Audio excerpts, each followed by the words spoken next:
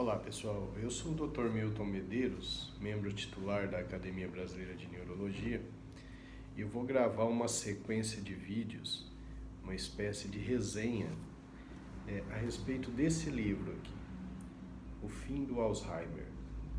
Tá? Essa versão é uma versão em inglês, mas nós temos também uma versão traduzida, publicada pela editora Objetiva. O autor é o professor Dr. Dale Bredesen.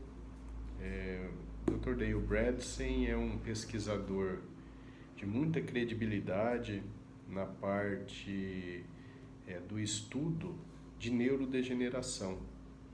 Ele era o chefe da residência de neurologia da Universidade da Califórnia e hoje ele dirige um instituto voltado para o estudo de doenças neurodegenerativas que cursam com declínio cognitivo. É um indivíduo com muitos trabalhos publicados e eu já conheci alguns de seus trabalhos mostrando os mecanismos de destruição neuronal, principalmente na doença de Alzheimer. E recentemente vi então que ele fez um estudo para a comunidade geral, né, não voltada exclusivamente para a classe médica, como eram as suas obras e os seus estudos. E como é uma área pela qual eu me interesso bastante, já que eu tenho meu próprio projeto de proteção cognitiva, que já está em andamento há mais de um ano, com resultados significativos, eu resolvi então fazer a leitura desse livro. Gostei muito e acho que todas as pessoas deveriam lê-lo. E então eu vou tentar fazer um resumo, vai ser uma sequência de vídeos, porque eu vou tentar detalhar um pouco para as pessoas, para que vocês saibam o que fazer em relação à prevenção de declínio cognitivo, mas entendam basicamente o porquê que devem tomar aquelas atitudes que o livro vai determinando.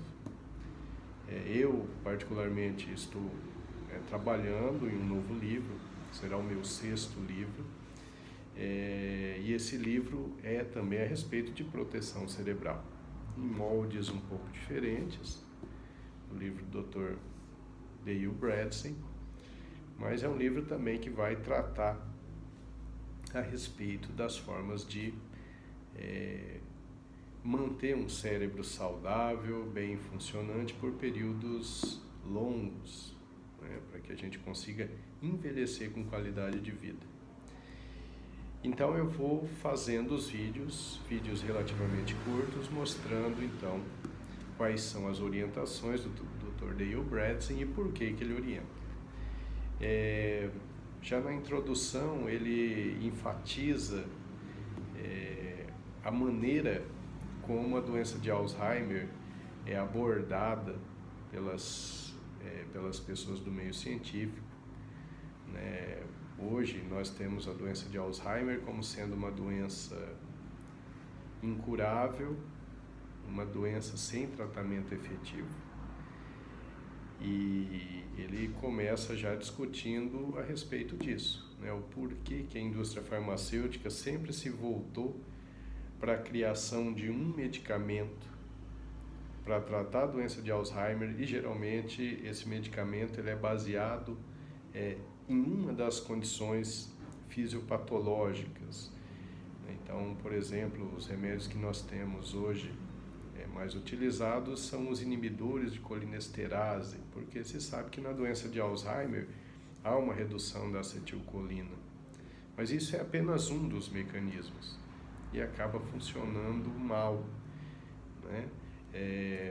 A proteína beta-amiloide, que é um marcador da doença de Alzheimer, que sempre chamou a atenção, né, que é a teoria beta-amiloide para a doença de Alzheimer, já há décadas que os pesquisadores vêm se voltando no sentido de combater essas proteínas, eliminar essas proteínas, mas com o passar do tempo se observa que essas proteínas são apenas a consequência e não a causa da doença de Alzheimer. E então o que ele combate é isso, essa ideia sempre de se criar um medicamento com um único mecanismo de ação. É assim que a indústria farmacêutica sempre age. Então o que o Dale Bredesen fez é algo que uma boa parte dos especialistas em quadro demencial tem feito, é buscar as causas. E hoje nós sabemos que existem várias causas, né? São mecanismos diferentes que convergem para a destruição de neurônios e a redução do volume cerebral com consequente declínio cognitivo. E o que ele propõe é justamente atuarmos em todas as causas que nós conhecemos. E a partir disso, pasmem, dá para se chegar à conclusão de que a doença de Alzheimer é uma doença construída. Veja só, é uma doença construída. Os erros que cometemos ao longo da vida, através de erros de hábito de vida, como alimentação inadequada, a falta da atividade física, a falta de complementação vitamínica, a falta de cuidados com a toxicidade do meio, são fatores que vão levando a uma destruição de neurônios ao longo da vida.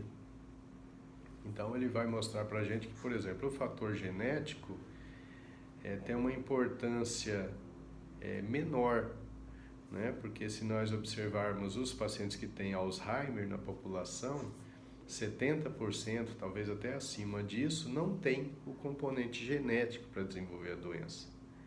A maior parte dos casos de doença de Alzheimer são esporádicos, ou seja, não tem uma história familiar e não tem a alteração genética que mais predispõe à doença.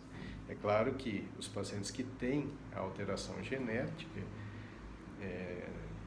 na ApoE, a ApoE é uma lipoproteína e a área do cromossomo que produz isso, o segmento da ApoE, quando tem uma determinada característica, que é a presença do ApoE4, acaba então aumentando a chance do indivíduo de ter a doença. Mas isso é apenas um fator, né?